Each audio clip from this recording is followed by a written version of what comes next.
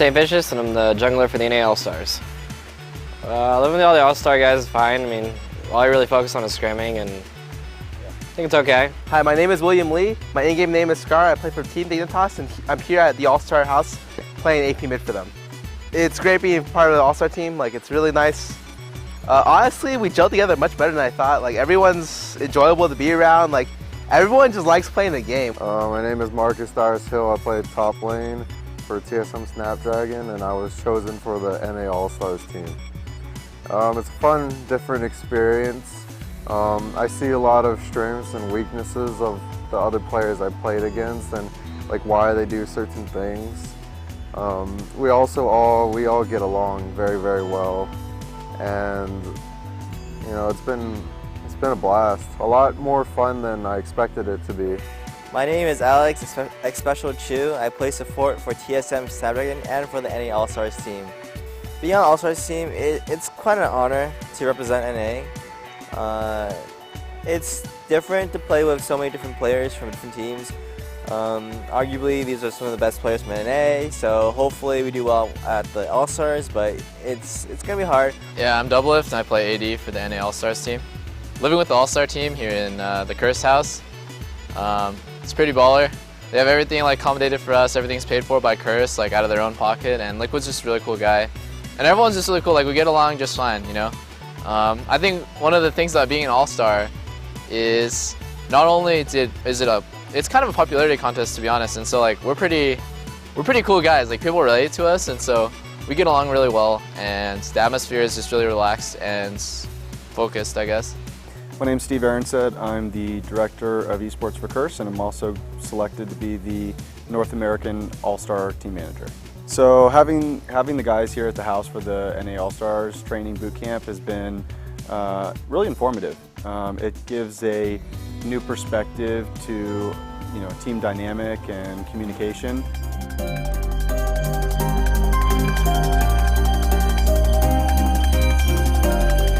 Since China's the favorited team,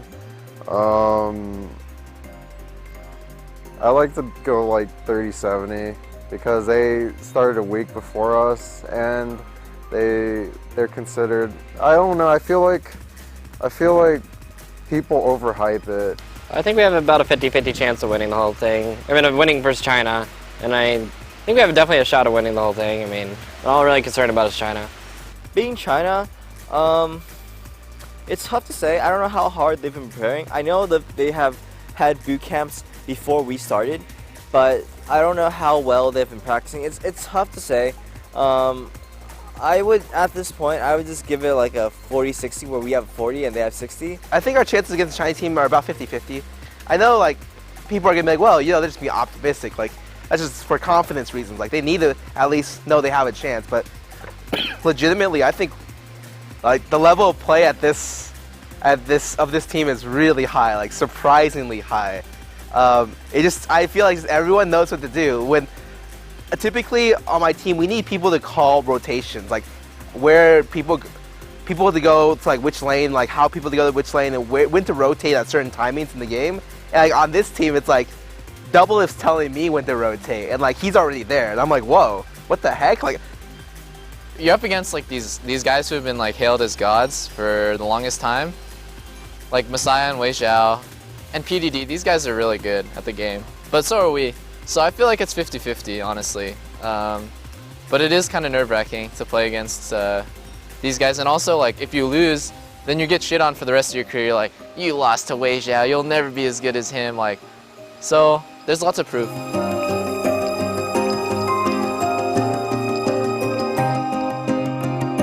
I honestly, I wanted the boot camp to be at the TSM Snapdragon house, but like seeing what we have gotten here, like the amount of stuff, I guess, the amount of props that Liquid has at his disposal. He has like a map of the Summer's Rift. Like it's been working out really nice. When you have like a giant map of the Summer's Rift, it's much easier to explain stuff. And when you also have Fang, the analysis, to just give some, I guess you could say expert advice on just other teams that you normally wouldn't really have time to notice about. It's nice to have another person whose only job is to help us succeed. Oh, our scrims are going pretty good. We usually stomp our games, and then like we've lost like 2 games out of all our scrims, and those are just us like honestly just like messing around. It felt like, you know. We've had a number of scrims in the last couple 3 days, and things have been going really well. So I think it's been informative. It's been a lot of fun. It's been a lot of hard work too. These guys are putting in 14-hour days. It just seems that the game sense of the whole team is just really, really strong.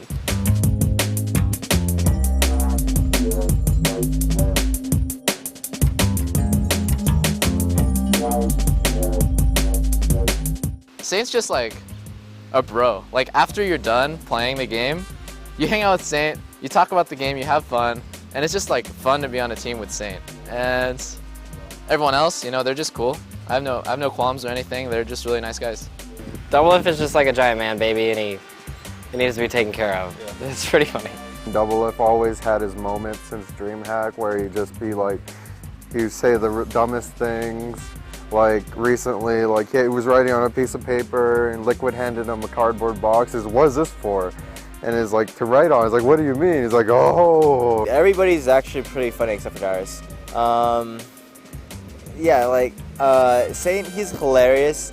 I played with him on WCG, but he's only gotten funnier after all this time, so it's pretty nice. Double is a pretty funny guy too.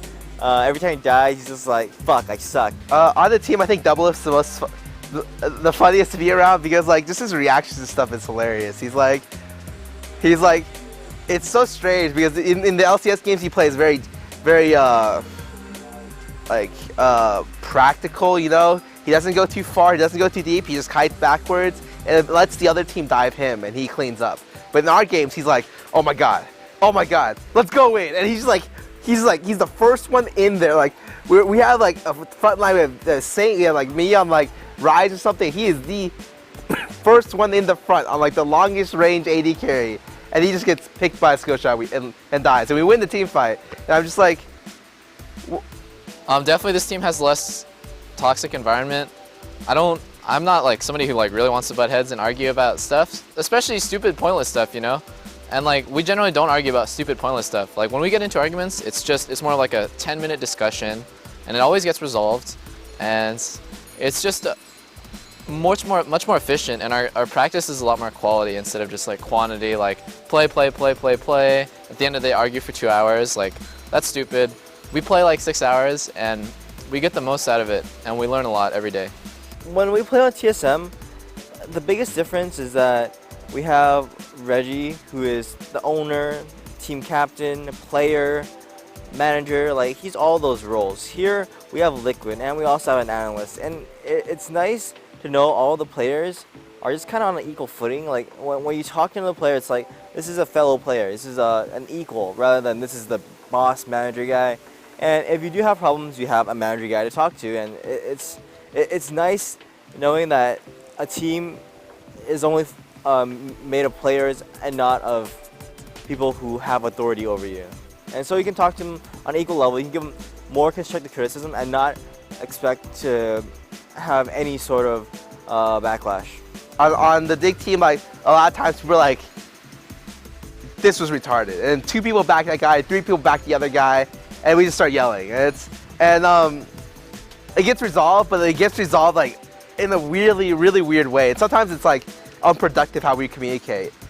But here, like resolutions happen really fast. It's like, okay, well, like Double Lift gets hit with a bind. He's like, you're right, I shouldn't have been that far forward. Double Lift, why weren't you here before? And he's like, he thinks about it for a second. He's like, you're right, I should have been there before. Darius is like already admitting the mistake before like we ask him. He's like, I shouldn't have done that. And I'm like, no, Darius, you're fine. He's like, no, I shouldn't have done that. I'm like, oh, whoa, like, okay, like I don't even know if Darius does anything wrong, but he like starts with the apology first. And so I'm just like, okay, there's absolute, the conflict is like, the only conflict is like, oh, like Saint and Double Lift were arguing about whether or not junglers should go 21 utility. and Say was like, no, that's stupid. And Double F was like, no, that's what my team does. And Say's like, I know, that's stupid.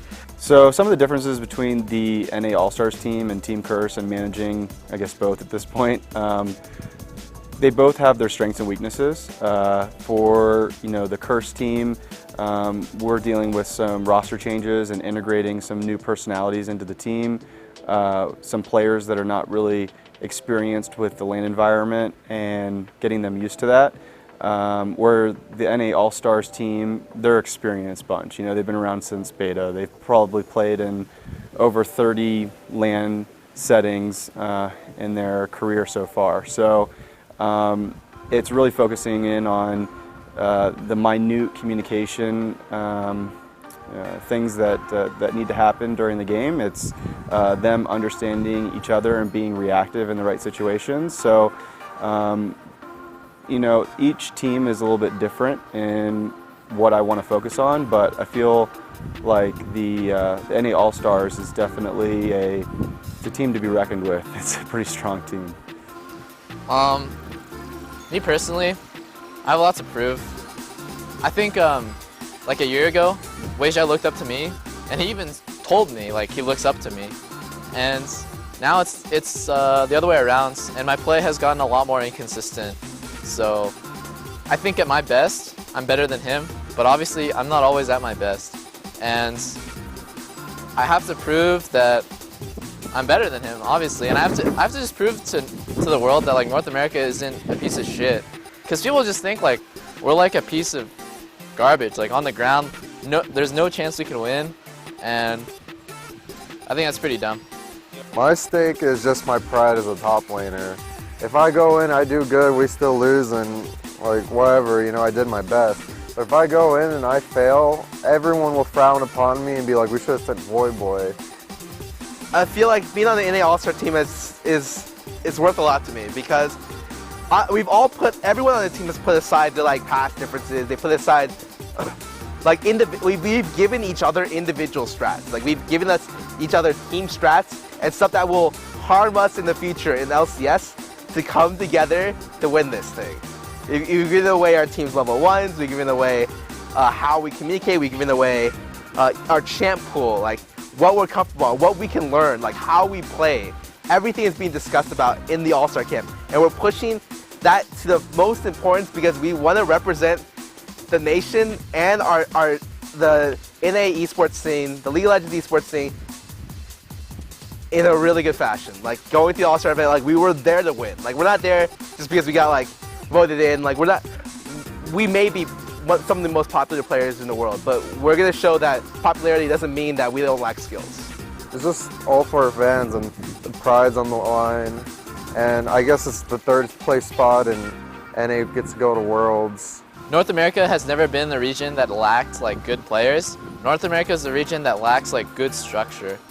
If you look at M5, they're like the leading example of European teams don't have the best players. They just have really good structure. M5 is like, they're like in a barracks. They're not in a boot camp. They like practice all day, every day. And the All-Star structure is the best I've ever seen in my whole life. Like, we don't waste any time.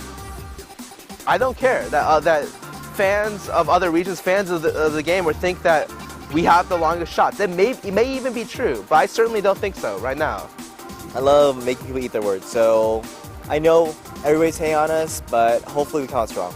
I definitely don't think we're the weakest scene, and I think we have something to prove, and we're going to show it.